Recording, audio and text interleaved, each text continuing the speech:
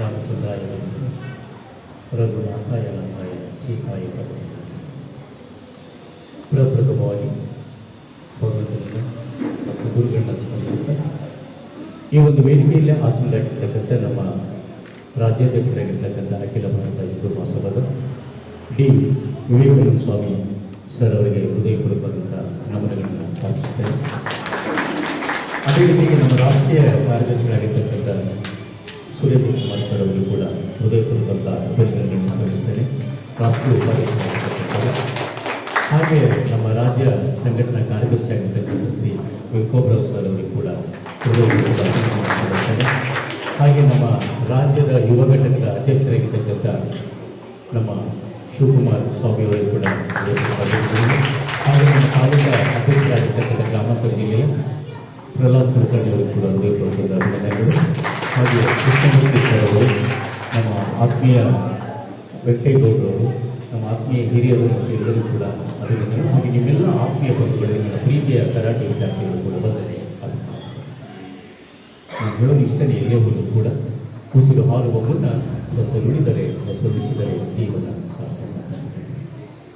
ಬದುಕಿನಲ್ಲಿ ಹಣ, ಆಸ್ತಿ, ಅಂತಸ್ತು ಎಲ್ಲವನ್ನೂ ಕೂಡ ನಾವು ಮಾಡ್ಕೊಂಡು ಹೋಗ್ತೇವೆ, ಬದುಕ್ತೇವೆ.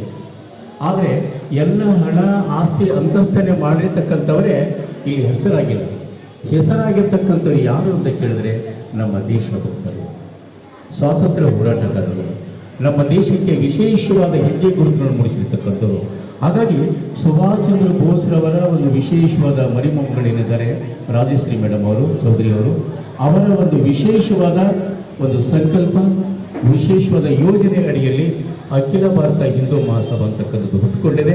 ಅದನ್ನು ರಾಜ್ಯ ಘಟಕದ ರಾಷ್ಟ್ರೀಯ ಮಟ್ಟದಲ್ಲಿ ಒಂದು ವಿಶೇಷವಾದಿದೆ ಮತ್ತು ರಾಜ್ಯ ಮಟ್ಟದಲ್ಲಿ ಡಿ ವಿವೇಕಾನಂದ ಸ್ವಾಮಿ ಸರ್ ಏನಿದ್ದಾರೆ ಅದ್ಭುತವಾದ ರೀತಿಯಲ್ಲಿ ಸಂಘಟನಾ ಶಕ್ತಿಯನ್ನು ಬೆಳೆಸಿಕೊಂಡು ಹೋಗ್ತಕ್ಕಂಥದ್ದು ಕೂಡ ಬಹಳ ಮುಖ್ಯ. ಒಂದು ಜೋರಾಗಿ ಚಪ್ಪಾಳೆ.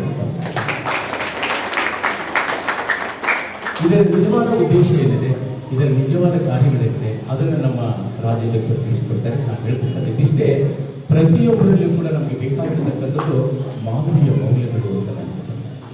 ಮಕ್ಕಳಿಗೆ ಒಂದು ಶಿಕ್ಷಣ ಕೊಡ್ತಾ ಇದ್ದೇವೆ, ರ್ಯಾಂಕ್ ತಗೊಳ್ತಾ ಇದ್ದಾರೆ, 100ಕ್ಕೆ 100 ಪ್ರತಿಶತ ಅಂಕಗಳನ್ನು ತೆಗೆದುಕೊಳ್ತಾ ಇದ್ದಾರೆ. ಆದರೆ ಮಾನವೀಯ ಮೌಲ್ಯಗಳು ಬರ್ತವೆ. ಹಿಂದೆ ಪ್ರತಿ ಶಾಲೆಗೆ ನಾವು ಹೋಗ್ಬೇಕಾದ್ರೆ, ಯಾವ ಒಳ್ಳೆ ಕೆಲಸಕ್ಕೆ ನಾವು ಹೋಗ್ಬೇಕಾದ್ರೆ ದೇವರಿಗೆ ನಮಸ್ಕಾರ ಮಾಡೋದ್ರ ಜೊತೆಗೆ ಅಪ್ಪ ಅಮ್ಮನಿಗೆ ಪಾದವನಿಗೆ ನಮಸ್ಕಾರ